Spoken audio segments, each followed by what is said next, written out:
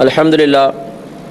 محرم الحرام کا متبرک اور مبارک مہینہ ہمارے درمیان موجود ہے۔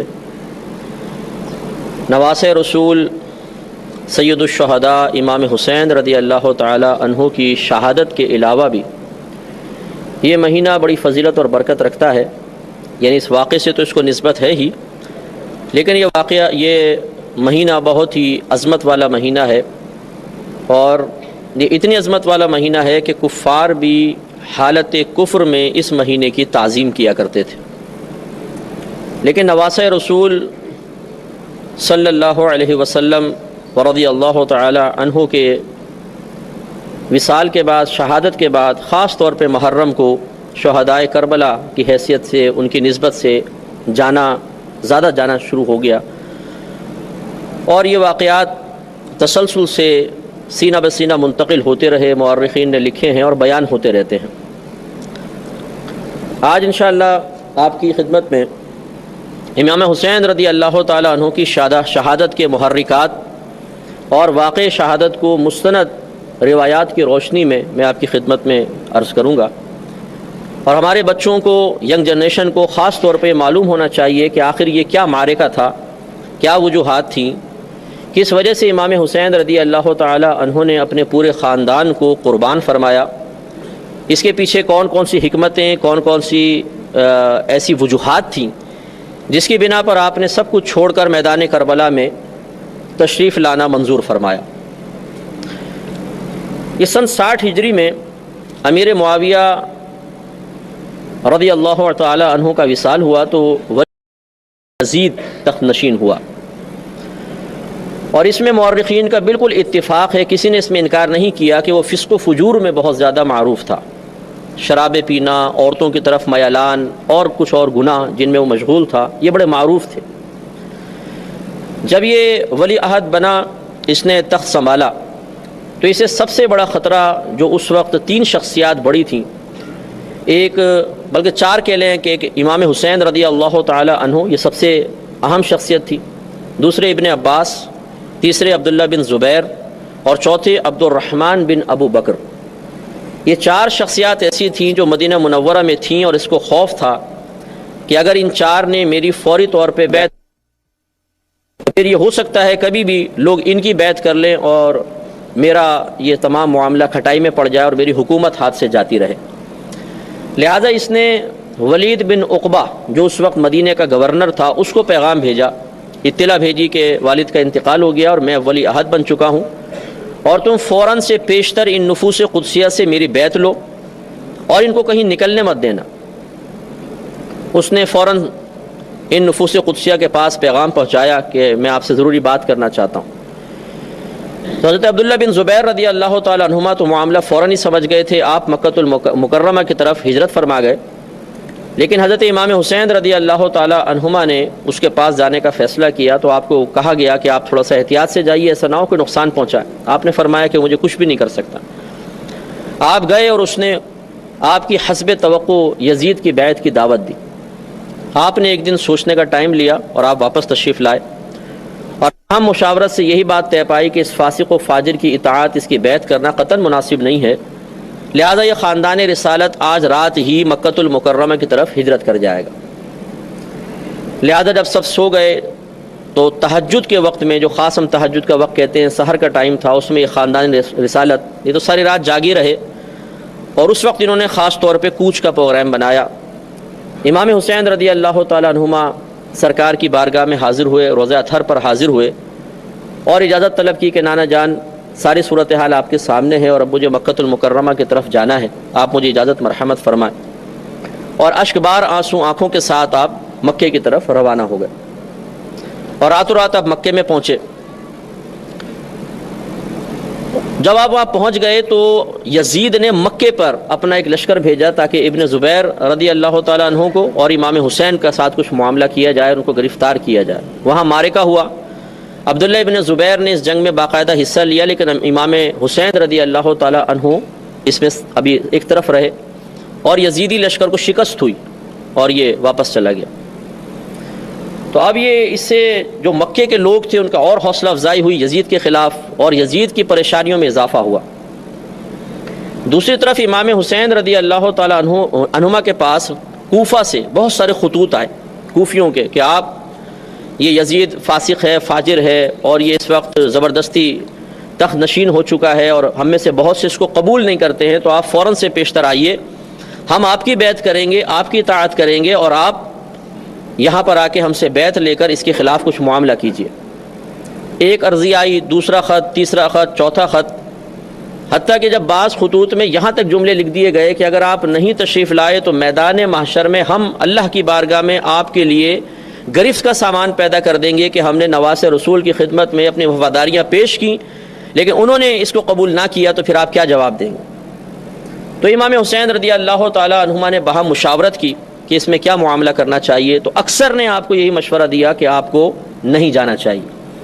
یہ کوفی جو ہیں ان کی بے وفائی بڑی معروف ہے، مشہور ہے، ایسا نہ ہو کہ آپ وہاں پہ تشریف لے کر جائیں اور یہ آپ کے ساتھ چھوڑ دیں اور بھاگ جائیں، تو پھر آپ کے لیے اور خاندان رسالت کے لیے بڑے مسائل پیدا ہوں گے۔ بعض نے کہا اگر آپ جانا ہی چاہتے ہیں تو عورتوں بچوں کو نہ لے کر جائیں، آپ چلے جائیں، چند رفقا کو ساتھ لیں اور آپ جا کر وہاں پہ دیکھیں، بات چیت کر لیں۔ امام حسین رضی اللہ تعالیٰ عنہما نے جو فیصلہ کیا تھا کہ مجھے جانا چاہیے، اس میں ایک تو یہی تھا کہ آپ کے دل میں خوف خدا تھا کہ اگر میں نہ جاؤں اور میدان معاشر میں میرے نانا جان مجھ سے یہ کہیں کہ جب میری امت مشکل میں تھی، ایک فاسق و فاجر شخص ان پر مسلط تھا اور لوگ اس سے نجات بھی چاہتے تھے اور آپ کو پکارا گیا تو آپ نے کیوں مدد نہیں کی؟ تو اس لیے یہ خوف اتنا آپ کے دل میں جاں گزی ہو گیا کہ آپ نے جانے کا فیصلہ کیا، لیکن جب سمجھایا گیا تو آپ نے اپنے چچا زاد بھائی مسلم بن عقیل رضی اللہ تعالی عنہ سے کہا کہ آپ ایسا کریں کہ پہلے جائیں اور کوفیوں سے میرے نام پر بیعت لیں، یعنی میرے وکیل بن کر جائیں، اور پھر مجھے آپ بتائیے گا کہ واقعی وہ آپ کا ساتھ دے رہے ہیں اور یزید کے خلاف وہ کھڑے ہونے کے لیے تیار ہوں گے تو میں آتا ہوں، ورنہ پھر میں ٹھیک ہے رک جاؤں گا۔ مسلم بن عقیل یقیناً لڑنے تو گئے نہیں تھے، وقا کے ساتھ اور اپنے دو بیٹوں کے ساتھ جو چھوٹے چھوٹے ہی تھے، ایک محمد تھے، ایک ابراہیم، بعض نے کہا عبداللہ ابراہیم تھے، انہیں لے کر آپ کوفہ چلے گئے۔ جب آپ کوفہ پہنچے اور آپ نے حضرت امام حسین رضی اللہ تعالی عنہما کا خط دکھایا کہ مجھے انہوں نے بھیجا ہے، تو واقعی بڑا جوش تھا، اور پہلے ہی دن تقریباً 14,000 لوگوں نے آپ کے ہاتھ پر بیعت کی۔ جب یہ صورتحال دیکھی تو امام مسلم بہت خوش ہوئے اور آپ نے فوراً ایک لیٹر لکھوایا اور امام حسین رضی اللہ تعالیٰ عنہ کو بھجوایا کہ آپ فوراً سے پیشتر یہاں پر آئیے، حالات بہت سازگار ہیں اور لوگ آپ کے ساتھ بالکل لڑنے کے لیے، مرنے کے لیے، جانیں قربان کرنے کے لیے تیار ہیں، تو آپ بالکل دیر نہ کریں۔ یہاں یہ خط روانہ ہوا تو اس وقت یہ کوفے کے گورنر تھے نعمان بن بشیر رضی اللہ تعالیٰ عنہ، یہ صحابی تھے اور اہل بیت سے بہت زیادہ محبت اور پیار فرماتے تھے۔ آپ نے جب مسلم بن عقیل کو بیعت کرتے ہوئے دیکھا تو تھے تو یہ یزید کی طرف سے گورنر، لیکن صحابی تھے، اہل بیت سے محبت فرماتے تھے، تو آپ نے کوئی تعارض نہ فرمایا، ان کو روکا نہیں۔ تو جو یزید کے وفادار تھے وہاں پر، انہوں نے نعمان بن بشیر رضی اللہ تعالیٰ عنہ کی شکایت فوراً یزید کے دربار تک پہنچائی کہ یہ تو روک ہی نہیں رہے ہیں، اور اگر اسی طریقے سے تیزی کے ساتھ لوگ امام حسین رضی اللہ تعالیٰ عنہ کی بیعت کرتے رہے تو ایک وقت ایسا آئے گا کہ تیرا ساتھ دینے والا ایک بھی کوفے میں نہیں ہوگا۔ تو یزید نے فوراً عبداللہ بن زیاد کو، جو ابن زیاد کے نام سے معروف ہے اور بڑا ہی فاسق و فاجر اور اہل بیت سے بہت بغض اور دشمنی رکھنے والا شخص تھا، اور اس وقت یہ بصرہ کا حاکم تھا، اسے آفر کی کہ اگر تو جا کر اس فتنے کو دبائے تو میں تجھے کوفے کی گورنری بھی دے دوں گا، بصرہ کا بھی حاکم رہے اور کوفے کا بھی رہے، لیکن جا کے اس فتنے کو دبا دے۔ اس نے فوراً اپنے بھائی کو اپنا وکیل بنایا، اپنا نائب بنا کے وہاں چھوڑا، اور فوراً وہ راتوں رات کوفہ پہنچ گیا، اور اس نے امام حسین رضی اللہ تعالیٰ عنہ کی محبت جاننے کے لیے طریقہ یہ اختیار کیا کہ بالکل ایسا لباس پہنا جیسے عربوں کا ہوتا ہے، حجازی لوگ پہنتے ہیں۔ یہ مکہ مکرمہ اور مدینہ منورہ کے رہنے والوں کو اہل حجاز کہا جاتا ہے، تو حجازی لباس میں اندر داخل ہوا اور کپڑا اس طرح آگے ڈال لیا اور شہر کے اندر رات میں داخل ہوا۔ اب چونکہ کوفی لوگ انتظار کر رہے تھے کہ شاید ابن رسول امام حسین رضی اللہ تعالیٰ عنہ تشریف لانے والے ہیں اور یہی امام حسین ہیں، تو ان سب نے اس کے فوراً ہاتھ چومنے شروع کر دیے، اس کا والہانہ استقبال کرنا شروع کر دیا، اور اس نے بھی بتایا نہیں کہ میں کون ہوں، بس منہ ڈھک کے رکھا، رات میں آیا تھا، اندھیرے ہوتے تھے گلیوں کے اندر، اتنی روشنی نہیں تھی، تو وہ اس کا استقبال والہانہ کرتے رہے، اور دلی دل میں یہ خیال لاتا رہا کہ یقیناً امام حسین کی ایک پاور یہاں بن چکی ہے۔ حتیٰ کہ یہ چلتا چلتا نعمان بن بشیر رضی اللہ تعالیٰ عنہ کے محل کے پاس پہنچا، تو نعمان بن بشیر رضی اللہ تعالیٰ عنہ نے بھی سمجھا کہ امام حسین ہی ہیں، تو انہوں نے دروازہ اندر سے بند کیا اور اوپر سے کھڑے ہو کر کہا کہ اے ابن رسول، میری محبت آپ کے ساتھ ہے، میں اہل بیت سے محبت کرتا ہوں، لیکن میں کوفیوں کو جانتا ہوں، اگر آپ یہاں قیام فرمائیں گے تو کوئی بعید نہیں کہ کچھ دیر بعد ہی آپ کا ساتھ چھوڑ دے تو آپ کے لیے نقصان کا باعث ہوگا، تو میرا مشورہ یہ ہے کہ آپ فوراً واپس چلے جائیں۔ اب نیچے ابن زیاد اس نے کپڑا ہٹا دیا اور کہا کہ دروازہ کھولو فوراً، مجھے یزید نے بھیجا۔ یزید کا لیٹر دکھایا، نعمان بن بشیر رضی اللہ تعالیٰ عنہ کو فوراً معزول کیا اور اس نے فوراً مسلم بن عقیل رضی اللہ تعالیٰ عنہ کی گرفتاری کے وارنٹ جاری کر دی۔ مسلم بن عقیل رضی اللہ تعالیٰ عنہ ایک امیر شخص تھے، ہانی ان کا نام تھا، ان کے ہاں ٹھہرے ہوئے، ہانی بن عروہ ان کے ہاں ٹھہرے ہوئے تھے۔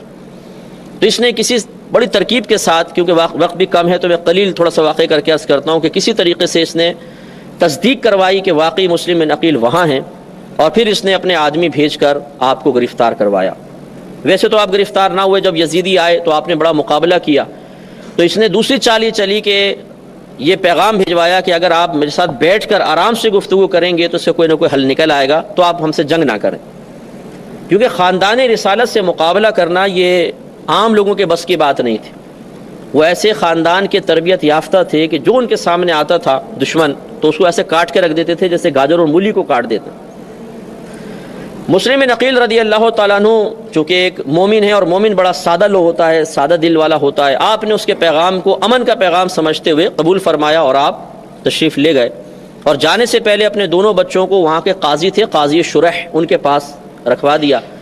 اور آپ تشریف لے گئے۔ اس نے اپنے محل کے دروازوں کے پیچھے آدمی کھڑے کیے ہوئے تھے، جیسے ہی آپ داخل ہوئے انہوں نے اچانک وار کیا اور مسلم بن عقیل رضی اللہ تعالیٰ عنہ کو شہید کر دیا، ان کی گردنیں کاٹ دی گئی۔ اور یہ روایت میں آتا ہے کہ جب حضرت مسلم بن عقیل رضی اللہ تعالیٰ عنہ اس کے ابن زیاد سے ملنے کے لیے جا رہے تھے، اس وقت ایک روایت کے مطابق کم و بیش 40,000 کوفیوں نے آپ سے بیعت کر لی تھی، 40,000 نے، لیکن جب آپ چلے تو ابن زیاد کا اتنا خوف تھا، اور ایک روایت کے مطابق اس نے ایک واعظ کیا کہ اگر کسی نے مسلم بن عقیل کا ساتھ دیا تو تم جانتے ہو کہ اہل بیت سے میری اور میرے باپ کی دشمنی کتنی شدید تھی، اور میرے باپ نے بصرہ میں اہل بیت سے محبت کرنے والے کسی کو نہیں چھوڑا، تو تمہاری عورتیں بھی بیوہ ہو جائیں گی، تمہارے بچے یتیم ہو جائیں گے، اور تمہاری گردنیں کاٹ کے تمہارے سروں کو کوفے کے چوک میں لٹکایا جائے گا۔ تو لوگ گھبرا گئے، ڈر گئے، خوف زدہ ہو گئے۔ جب مسلم بن عقیل چلے تو آپ کے ساتھ صرف اس وقت 1200 آدمی تھے، اور جب آپ نے مسجد میں آ کے نماز پڑھی تو آپ کی جماعت میں 500 آدمی تھے، اور جب آپ نے سلام پھیرا تو آپ کے پیچھے ایک بھی نہیں تھا، سارے کے سارے آپ کے پاس سے بھاگ گئے۔ اسی لیے کہا جاتا ہے کوفی لا یوفی، کہ کوفی وفا نہیں کرتا، یہ سب کے سب بھاگ گئے اور آپ اکیلے گئے اور مقام شہادت حاصل کیا۔ جب مسلم بن عقیل رضی اللہ تعالیٰ عنہ پہ وار ہوا اور آپ زمین پہ تشریف لائے تو اس وقت آپ کی زبان حق ترجمان سے نکلا کہ کاش کوئی میرے بھائی حسین کو یہ بتا دے کہ مجھے شہید کر دیا گیا۔ اب چونکہ امام حسین رضی اللہ تعالیٰ عنہ تک ابھی کوئی اطلاع پہنچی نہیں تھی تو آپ کے پاس وہ لیٹر پہنچا مسلم بن عقیل رضی اللہ تعالیٰ عنہ کو کہ آپ فوراً تشریف لائیں، حالات بڑے سازگار ہیں۔ تو اب امام حسین رضی اللہ تعالیٰ عنہ کے پاس دو چیزیں تھیں، ایک عزیمت اور ایک رخصت۔ عزیمت کا مطلب تو یہ ہے، پہلے رخصت کا سمجھ لیں کہ بعض اوقات شرعی احکام اللہ تعالیٰ کی طرف سے بندوں کی طرف متوجہ ہوتے ہیں، لیکن اس میں رعایت کا پہلو ہوتا ہے، نرمی کا پہلو ہوتا ہے۔ اگر آدمی چاہے تو اس نرمی کو اختیار کر لے اور اس شرعی حکم سے وقتی طور پہ پیچھے ہو جائے، اس کو رخصت کہتے ہیں۔ جیسے کوئی شخص ہے کھڑے ہو کر نماز پڑھنے میں درد ہوتا ہے تو اجازت دے دی گئی بیٹھ کے پڑھ لو۔ اب اگر وہ بیٹھ کے نہ پڑھے کہ میں کھڑے ہو کر پڑھوں گا تو ہم کہیں گے یہ عزیمت پر عمل ہے، اور اگر وہ بیٹھ کے پڑھ لے تو کہا جائے گا یہ رخصت پر عمل ہے۔ امام حسین رضی اللہ تعالیٰ عنہ کے پاس دو راستے تھے، ایک عزیمت کا جو مشقت والا تھا، آپ اگر نکلتے جا کے یزید سے مقابلہ بھی ہوتا، جنگ بھی ہوتی، سب کچھ ہوتا، اور ایک رخصت کا معاملہ تھا کہ یزیدی لشکر بہت بڑے تھے، ان کے پاس طاقت تھی، ان کے پاس حکومت تھی، تو اس میں آدمی شہید بھی ہو سکتا ہے۔ تو امام حسین رضی اللہ تعالیٰ عنہما نے خواص کا راستہ اختیار کیا، اور وہ وہی راستہ ہے کہ جب اللہ تعالیٰ کی راہ میں انسان نکلتا ہے تو پھر رخصت کو نہیں دیکھتا، وہ عزیمت کو دیکھتا ہے۔ تو لہٰذا اب اتمام حجت ہو چکا تھا، آپ کے پاس لیٹر آ چکے تھے، مسلم بن عقیل کی طرف سے تصدیق ہو چکی تھی کہ آپ تشریف لائیے، اور تقریباً 14,000 نے تو پہلے دن مجھ سے بیعت کی ہے، اور مجھے امید ہے کہ آپ تشریف لائیں گے تو پورا کوفہ آپ کے ساتھ ہوگا۔ آپ صرف 72 نفوس قدسیہ کے ساتھ اپنے گھر سے روانہ ہوئے۔ تو ایک تو یہ وجہ آپ کے سامنے آ گئی کہ امام حسین کوئی حکومت کے لالچ میں نہیں نکلے تھے۔ یہ تو ایک بالکل احمقانہ سی بات ہوگی کہ کوئی یہ کہے کہ امام حسین حکومت یا خلافت کے لالچ میں باہر نکلے تھے، اس لیے کہ یہ تو وہ شہزادے ہیں جن کے بارے میں نبی کریم صلی اللہ علیہ وسلم نے اپنی حیات طیبہ میں بشارت عطا فرمائی تھی کہ حسن و حسین جنتی نوجوانوں کے سردار ہیں۔ جن کو اللہ کے نبی جنت کے نوجوانوں کی سرداری اللہ کے حکم سے عطا فرما دے، وہ دنیاوی عارضی دولت اور حکومت کے لیے اپنے گھر سے باہر نکلے گا؟ اور پھر اگر آپ چاہتے تو ایک بڑا لشکر جرار جمع کر کے جا سکتے تھے۔ صرف 72 نفوس قدسیہ جن میں گھر کی خواتین بھی ہیں، انہیں لے کر آپ کوفہ پہنچ رہے ہیں اور آپ نے سفر اختیار فرمایا۔ تو ایک تو یہ عزیمت پر عمل تھا، دوسرا احساس ذمہ داری تھی، تیسرا میں یہاں پر ایک بات عرض کرتا ہوں اور جو اہم بات ہے اور ایک راز ہے اور اس کو ہمیں سمجھنا چاہیے کہ جب ہم امام حسین رضی اللہ تعالی عنہما حالت بچپن میں تھے تو یہ معتبر کتب میں واقعہ لکھا ہوا ہے کہ ایک مرتبہ نبی کریم صلی اللہ علیہ وسلم نے ایک ران پر امام حسین کو اور ایک ران پہ اپنے بیٹے حضرت ابراہیم رضی اللہ تعالیٰ عنہ کو بٹھایا ہوا تھا۔ ابراہیم اس ٹائم چھوٹے سے تھے۔ تو سرکار فرماتے ہیں کہ میرے پاس جبریل امین آئے اور انہوں نے آ کے کہا کہ اللہ تعالیٰ آپ کو اختیار دیتا ہے کہ آپ یا تو اپنے نواسے کو اختیار کر لیں یا اپنے بیٹے کو، کوئی ایک دنیا سے ضرور جائے گا۔ تو میں نے اپنے اپنے اس نواسے کو اختیار کیا اور اپنے بیٹے کو میں نے کہا کہ میں نواسے کو اختیار کرتا ہوں، بیٹے کو چھوڑتا ہوں۔ تو ابراہیم کا کچھ عرصے بعد ابراہیم رضی اللہ تعالیٰ عنہ کا انتقال ہوا، لیکن ساتھ ساتھ سرکار نے فرمایا کہ میری امت میرے اس بیٹے کو بھی انتہائی بے دردی کے ساتھ شہید کرے گی۔ اور ام سلمہ رضی اللہ تعالی عنہا کو سرکار نے ایک مٹی دی اور کہا کہ یہ اپنے کسی شیشی وغیرہ میں ڈال لینا، جب یہ مٹی خون بن جائے تو سمجھ جانا کہ میرے اس بیٹے کو شہید کر دیا گیا۔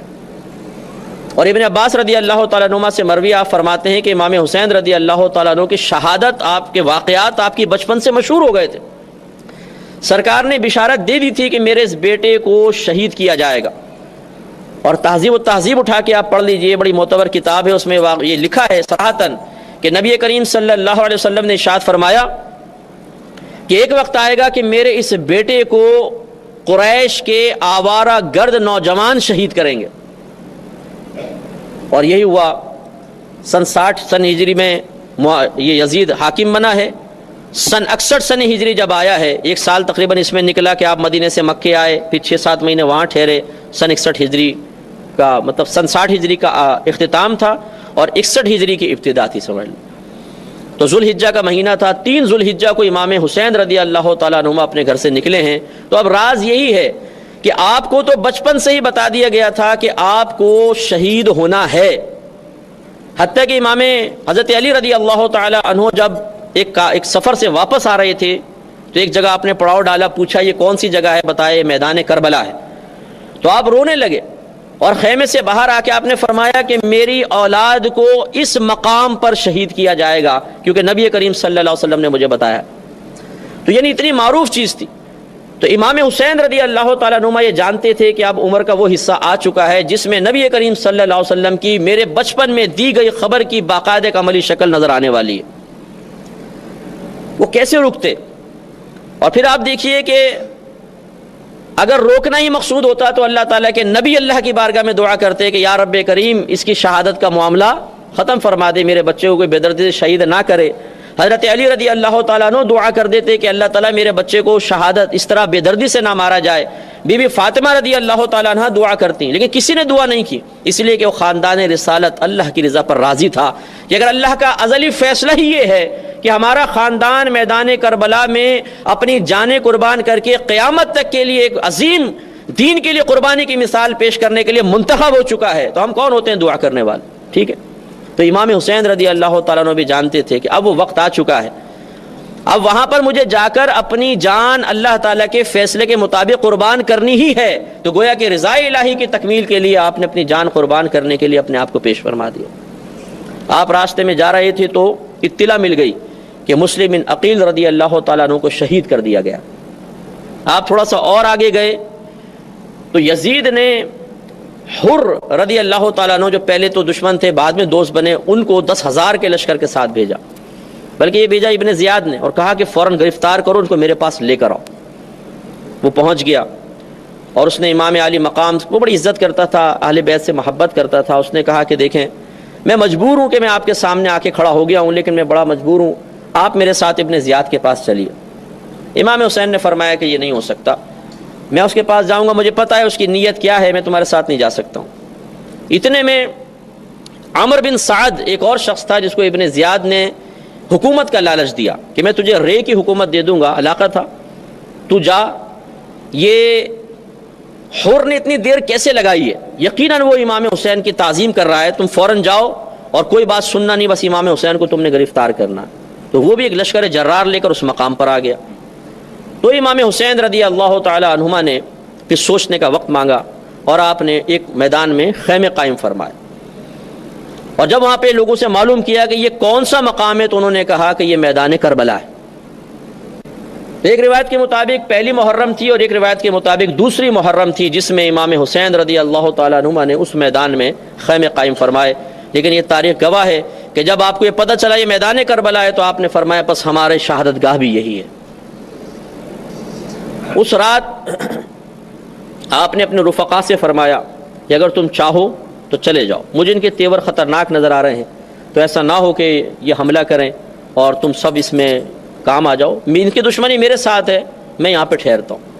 لیکن سب خاندان والوں نے کہا یہ کیسے ہو سکتا ہے کہ ہم آپ کا ساتھ چھوڑ کے چلے جائیں، ہم آپ کے لیے جانیں قربان کر دیں گے. اسی تمام پس و پیش کے اندر تقریباً 7 دن مزید گزرے اور 9 محرم الحرام کا دن آیا. 9 محرم الحرام اسی بات چیت میں گفتگو میں. تو جب یہ اتنا لمبا عرصہ گزرا تو پھر اور ان کو تشویش ہوئی، ابن زیاد وغیرہ کو انہوں نے مزید لشکر بھیجا اور شمر ایک کمبخت تھا بہت، وہ بھی اس لشکر میں موجود تھا. اور اس نے آ کے مشاورت کی اور طے یہ پایا کہ نہر فرات پہ 500 سوار کھڑے کر دیے جائیں، خاندان رسالت کو ایک قطرہ پانی نہیں ملنا چاہیے. اور یہ پانی بند ہونے کا واقعہ 3 دن تک رہا. 3 دن تک آپ لوگوں کا پانی بند رہا، حتیٰ کہ 9 محرم الحرام آیا اور اس میں باقاعدہ پھر جنگ کا آغاز ہونا تھا. لہذا جب 10ویں کا دن آیا ہے 10 محرم الحرام جس میں خاندان کے اکثر لوگ شہید ہونے تھے، تو اس میں پھر یہ طے ہو چکا تھا کہ اب کل تو جنگ ہونی. اس رات امام حسین رضی اللہ تعالی عنہما نے یزیدیوں کے لشکر سے کہا کہ مجھے ایک رات کم از کم ہمیں سکون سے عبادت کرنے دو، اس میں رات پہ حملہ نہ کرنا، اور میں چاہتا ہوں کہ میں اپنے رب سے مناجات کروں. ان کے دل میں خیال آیا کہ ٹھیک ہے آپ کریں. وہ پوری رات آپ نے اللہ سے مناجات کرتے ہوئے عبادت کرتے ہوئے گزاری. اور رات میں پھر اپنے خاندان والوں سے خطاب فرمایا کہ دیکھو ابھی بھی موقع ہے، اگر تم چاہو تو 2 کر کے ادھر ادھر نکل جاؤ، رات کا اندھیرا ہے، تمہیں کوئی نہیں پکڑے گا، قریبی گاؤں میں جانا اور وہاں سے اپنے گھروں کو چلے جانا، تم مجھے یہاں پہ اکیلا چھوڑ دو. کسی نے بھی جانے کا اقرار نہ کیا اور ہر ایک نے کہا کہ ہم دین کے نام پہ اپنی جانیں قربان کریں گے. لہذا جب صبح ہوئی اور مارکے کا آغاز ہوا تو پیر در پہ خاندان رسالت کے افراد شہید ہوتے چلے گئے. پہلے دیگر افراد جو محبت کرنے والے تھے، پھر خاندان رسالت، اور پھر خاص طور پر حضرت امام حسین رضی اللہ تعالی عنہما کے گھر والوں میں سے علی اکبر آگے بڑھے. علی اکبر جوان تھے، ماشاءاللہ بڑے خوبرو جوان تھے، اور ان کی مشابہت نبی کریم صلی اللہ علیہ وسلم سے بہت زیادہ تھی. بڑے خوبصورت نوجوان تھے. آپ گھوڑے پر بیٹھے، تلوار لگائی. پہلے امام حسین رضی اللہ تعالیٰ عنہ نے فرمایا کہ میں جاتا ہوں. کہا کہ نہیں بابا جان، جس کا بیٹا جوان ہو تو باپ کیوں جائے گا، میں جاتا ہوں. اس وقت حضرت امام حسین کی تاریخ کے مطابق جو تاریخ نگاروں نے لکھا ہے، عمر مبارکہ تھی 56 سال 5 ماہ 5 دن. اور وہ لکھتے ہیں کہ ایک بال بھی آپ کا سفید نہیں ہوا تھا، ایک بال بھی سفید نہیں تھا، ایسے خوبرو جوان نظر آتے تھے. بیٹا گیا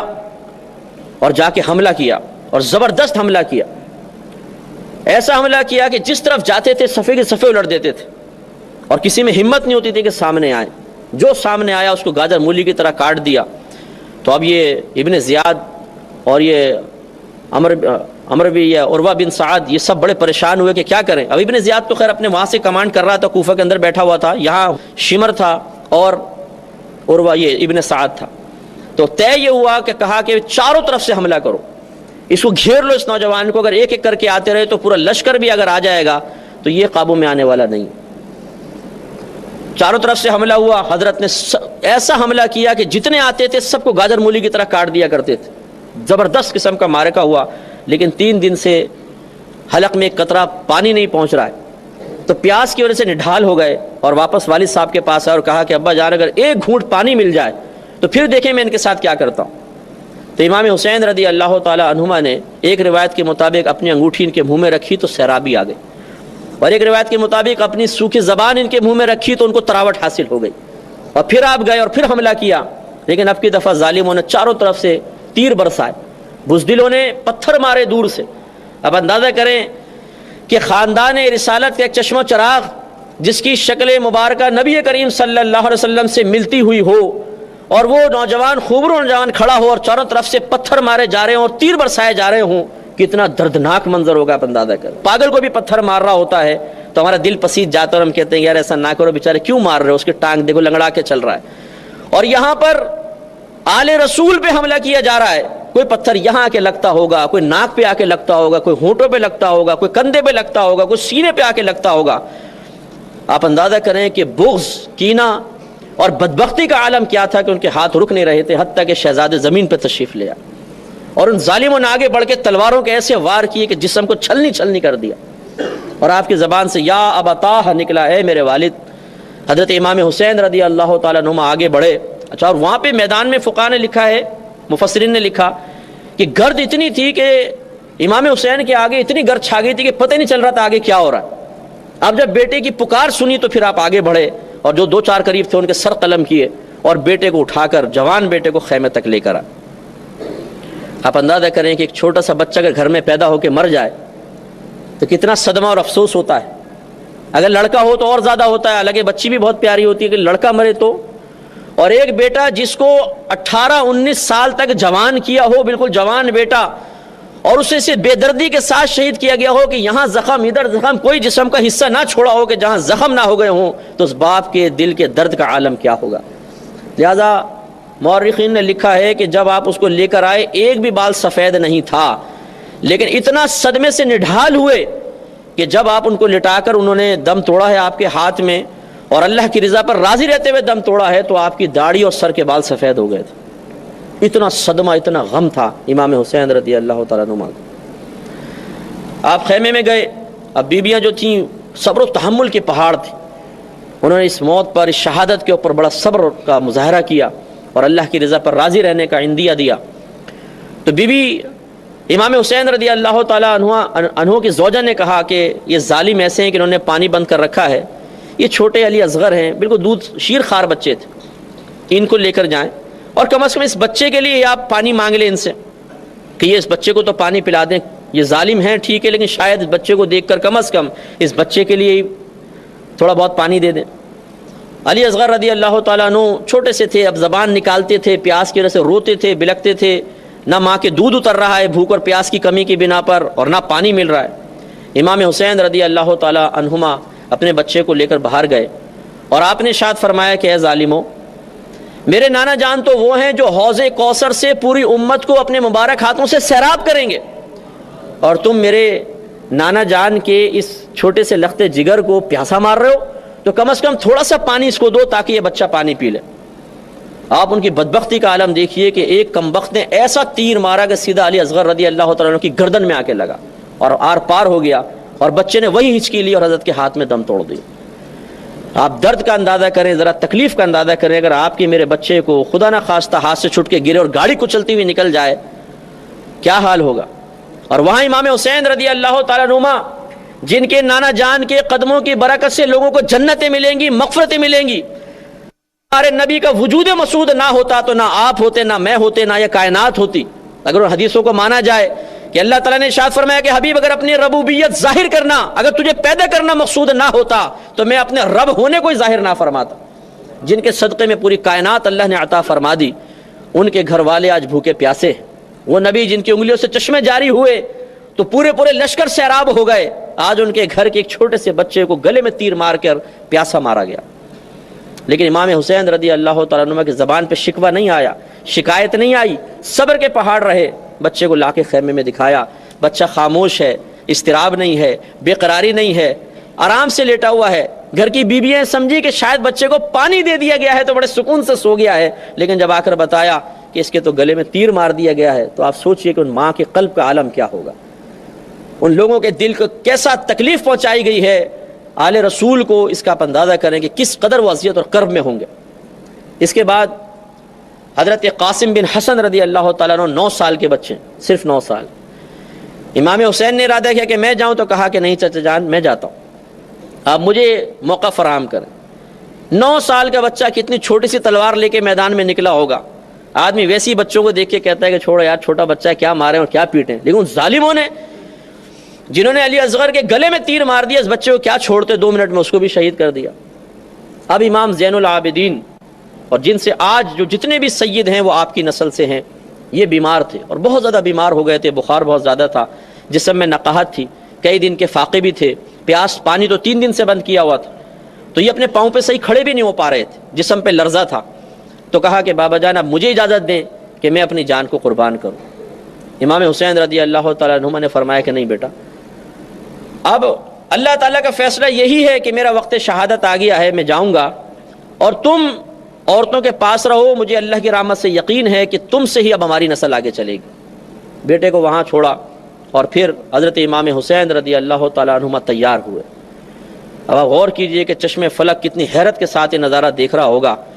کہ وہ نانا جان جنہوں نے ان لبوں کو چوما ہے، امام حسین کے پیشانی کو چوما ہے، یہ اگر سجدے میں آ کے سرکار کے کندھے پہ بیٹھ جائیں تو سرکار اپنے سجدوں کو طویل کر دیں۔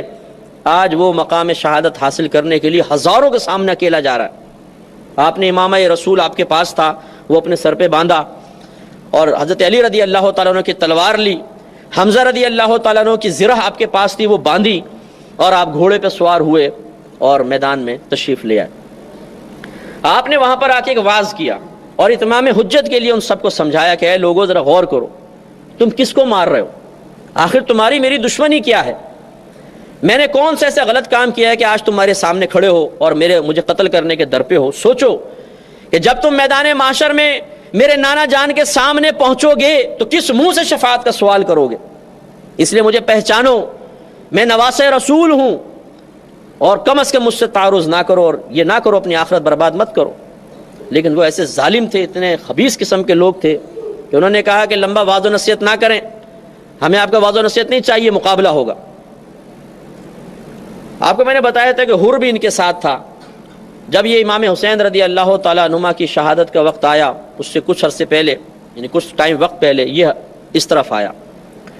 اب دیکھیں، جس کو اللہ تعالیٰ کرم فرمائے، جس کو ہدایت عطا فرمائے، اس نے آ کر کہا کہ اے امام حسین، میں آپ سے معذرت چاہتا ہوں، اگر میں آپ کو جانے دیتا اور کچھ اور راستہ نکال لیتا تو شاید آج یہ صورتحال نہ آتی، اور مجھے بڑا افسوس ہے اور بہت صدمہ ہے کہ تمام معاملات ہو رہے ہیں، کیا میرے لیے بخشش اور نجات کا کوئی راستہ ہے؟ امام حسین رضی اللہ تعالیٰ عنہ نے فرمایا کہ اگر تو ان کا ساتھ چھوڑ دے اور ہمارا ساتھ دے تو میں تجھے اپنے نانا جان کی شفاعت کا وعدہ دیتا ہوں، اور انشاءاللہ اللہ تعالیٰ تیری بخشش و مغفرت کرے گا۔ اس نے اسی وقت حضرت امام حسین کی طرف سے ان لوگوں کو للکارا اور کہا کہ اے لوگوں، میں جہنم چھوڑ کے جنت کی طرف آ گیا ہوں، اور میں تمہیں بھی دعوت دیتا ہوں کہ ہمت کرو اور اس طرف آ جاؤ۔ لیکن بدبختی، وہ بھی لڑے اور وہ بھی شہید ہوئے۔ اب یہ آخری معرکہ تھا۔ امام حسین رضی اللہ تعالیٰ عنہ اکیلے ہیں، نواسہ رسول ہیں، جن کی فضیلت اور برکت کو نبی کریم صلی اللہ علیہ وسلم عرصہ دراز تک بیان کرتے رہے ہیں۔ لوگ جن کی بارگاہ میں آ کے دعائیں کر کے اپنی حاجات پوری کرتے رہے ہیں، اللہ کی بارگاہ سے انعامات حاصل کرتے رہے ہیں، آج امام حسین تنہا کھڑے ہیں، اور یہ سارے کمبخت بدبخت سامنے کھڑے ہیں جنہوں نے عرضیاں دے دے کر، خط لکھ کر آپ کو بلایا، وہ بھی سامنے کھڑے ہیں، اور امام حسین نے یاد دلایا کہ تم نے مجھے خط نہیں لکھا تھا، تم نے نہیں لکھا تھا، تم نے نہیں لکھا تھا۔ وہ صاف انکاری ہو گیا، ہم نے کہاں لکھا تھا۔ ایک آگے بڑھا، اس نے کہا زیادہ وعظ و نصیحت کرنے کی ضرورت نہیں، تم بہت بڑے بنتے ہو، اب دیکھنا ہم تمہیں کیسے پیاسا مارتے ہیں۔ آپ نے فرمایا اللہ تجھے پیاسا مارے۔ کہتے ہیں کہ ایسی امام حسین کی یہ زبان سے نکلنے والے الفاظ تھے کہ اس کو سخت پیاس محسوس ہوئی، وہ پیچھے ہٹا اور وہ مشکے پانی پی جاتا تھا، لیکن اس کی پیاس نہیں بجھتی تھی، حتیٰ کہ ایسی پیاس کی حالت میں ایڑی رگڑ رگڑ کے مر گیا۔ ایک دوسرا آگے بڑھا، معاذ اللہ بدتمیز تو بہت تھے، کہنے لگا کہ عنقریب تم جہنم کی آگ میں جلو گے۔ امام حسین رضی اللہ تعالیٰ عنہ نے فرمایا کہ میں نہیں، انشاءاللہ تو جلے گا۔ تو امام حسین کے خاندان والوں نے خندق کھودی تھی جس میں آگ لگائی ہوئی تھی، جیسے ہی آپ نے فرمایا تو اس کو گھوڑا بتکا اور اس کو اپنے اوپر سے پھینکا، وہ گرا، اس کا پاؤں زین میں پھنس گیا، اور وہ تیزی سے چلتا ہوا اس خندق کے اوپر سے گزرا، یہ خندق کے اندر گیا، گھوڑا آگے نکل گیا اور جل کے اسی وقت ہلاک ہو گیا۔ تو مورخین نے لکھا ہے کہ اللہ تعالیٰ کی عطا سے امام حسین رضی اللہ تعالیٰ عنہما کو مستجاب الدعوات بنایا گیا تھا۔ اگر آپ چاہتے اور ایک بددعا دیتے پورا لشکر تباہ ہو جاتا، لیکن آپ جانتے تھے کہ اللہ تبارک و تعالیٰ نے اس میدان میں اس وقت میں میری شہادت لکھ دی ہے، تو پھر آپ نے اپنی شہادت کو ٹالنے کے لیے اور اس وقت سے باہر نکلنے کے لیے، اس مشکل سے باہر نکلنے کے لیے کوئی دعا نہیں کی اور اس لشکر کو تباہی کے لیے دعا نہ فرمائی۔ یہ اللہ کی رضا پر راضی رہنے کی ایک عظیم مثال ہے۔ اب وہی ہوا، پہلے ایک آیا اس کو مارا، دوسرا آیا اس کو مارا، تیسرا آیا اس کو مارا۔ خاندان رسالت کا شیر اکیلا ہزاروں کے سامنے کھڑا ہوا ہے، اور یہ عام بھیڑ بکریوں کے اندر اتنی طاقت اور ہمت نہیں ہے کہ خاندان رسالت کے شیر کو للکار سکے۔ اب ان بدبختوں نے کہا کہ بھئی ان کو تو حملہ کرنا اور ان کو زیر کرنا بڑا مشکل ہے، کیا کیا جائے؟ وہی طے پایا، پہلے چاروں طرف سے گھیر لو اور ان پہ وار کرو۔ چاروں طرف سے گھیرا گیا، حضرت گھوڑے پر ہیں، چاروں طرف سے گھیر لیا گیا۔ آپ وہ منظر ذرا ذہن میں لائیں کہ ہاتھوں میں بڑی بڑی تلواریں ہوں، آنکھوں میں نفرت کے جذبات ہوں، اور جسم پہ وار کر کے جسم کاٹنے کے لیے لوگ تیار ہوں۔ ایک عام آدمی ہو تو دہشت سے چیخنے لگ جائے گا، ہیبت کا عالم کیا ہوگا آپ سوچئے۔ ایک عام آدمی اکیلا اگر آپ کے سامنے چاقو لے کے آپ کو مارے تو آدمی کا مقابلہ کرنا بڑا مشکل ہو جاتا ہے۔ لیکن قربان جائیے امام حسین رضی اللہ تعالیٰ عنہ کی جرأت پر، شجاعت پر، بہادری پر، اور خاندان رسالت سے ملنے والے شجاعت کے اس فیض پر کہ آپ نے ان سے مقابلہ فرمایا اور ان کو سب کو تتر بتر کر دیا۔ طے یہی ہوا کہ ایسے قابو میں نہیں آئیں گے، ان پہ تیر برساؤ۔ دور سے کھڑے ہو کے کمبختوں نے چاروں طرف سے گھیر کے اتنے تیر مارے کہ جسم کا کوئی حصہ ایسا نہیں تھا جس میں تیر نہ لگا۔ اور حضرت گھوڑے سے زمین پہ تشریف لے آئے، بلڈ نکل رہا تھا، کوئی چہرے پہ لگا ہوا ہے، کوئی سینے پہ لگا ہوا ہے، کوئی ہاتھوں پہ تیر لگا ہوا ہے، عجیب صورت ہے۔ اور ان بدبختوں نے جیسی آپ تشریف لائے آگے بڑھ کے تلواروں سے وار کر کے آپ کو مکمل طور پہ شہید کر دیا۔ اور پھر ایک بدبخت نے آگے بڑھ کر، ایک شمر کے بارے میں آتا ہے کہ شمر نے، اور ایک سنان بن انس کا نام آتا ہے کہ ان دونوں میں سے کسی ایک نے آگے بڑھ کر امام حسین کی گردن پہ ایسا وار کیا کہ سر مبارکہ علیحدہ کر دیا۔ اور یزید نے جو یہ حکم دیا اور ابن زیاد کو مقرر کیا، اس نے قیامت تک کے لیے اپنے چہرے کو سیاہ کر لیا، اور امام حسین رضی اللہ تعالیٰ عنہما نے اس دین کے لیے قربانی دیتے ہوئے ایک ظالم اور فاسق و فاجر کے سامنے سر اطاعت خم نہ کرتے ہوئے اپنے دین کو قیامت تک کے لیے زندہ کر لیا۔ تو الحمدللہ اس واقعے میں ہمارے لیے بڑا درس ہے، بہت نصیحت ہے۔ ہمیں صرف ان واقعات کو واقعات کے انداز سے ہی نہیں سننا چاہیے، اور صرف کسی کے بیان کرنے کے انداز پہ غور و تفکر کر کے اس کو اچھا یا اور کسی اور زاویے سے نہیں دیکھنا چاہیے کہ یہ جی اچھا بیان تھا، جی برا بیان تھا، جی بہت مزہ آیا، جی نہیں آیا، بلکہ اصل ہونا یہ چاہیے کہ ہم ان واقعات سے درس حاصل کریں۔ امام حسین رضی اللہ تعالیٰ عنہما اللہ کے دین کے لیے گھر سے نکلے، ہمیں بھی نکلنا چاہیے۔ آپ نے میدان میں جانے کے باوجود سامنے ظالم کھڑے ہیں، کبھی نماز قضا نہیں فرمائی، ہمیں بھی سوچنا چاہیے۔ آپ نے ہر مقام پہ سچ بولا، کبھی جھوٹ نہیں بولا، دھوکہ نہیں دیا، کسی طریقے سے بزدلی کا مظاہرہ نہیں کیا، ہمیں بھی اس کو اختیار کرنا چاہیے۔ اور آپ نے اپنے خاندان والوں کی قربانی خود دین کے لیے پیش کر کے قیامت تک کے لیے اپنے دین کو زندہ کیا، ہمیں بھی کم از کم کچھ قربانیاں اپنے دین کی خاطر دینی چاہیے۔ اللہ تعالیٰ سے دعا ہے کہ رب کریم اس واقعے سے درس حاصل کرتے ہوئے ہمیں بھی ان تمام اچھے نکات کو اپنانے، ان اچھی چیزوں کو اپنی زندگی پر عملی طور پہ نافذ کرنے کی توفیق عطا فرمائے۔ وآخر دعوانا ان الحمد للہ رب العالمین۔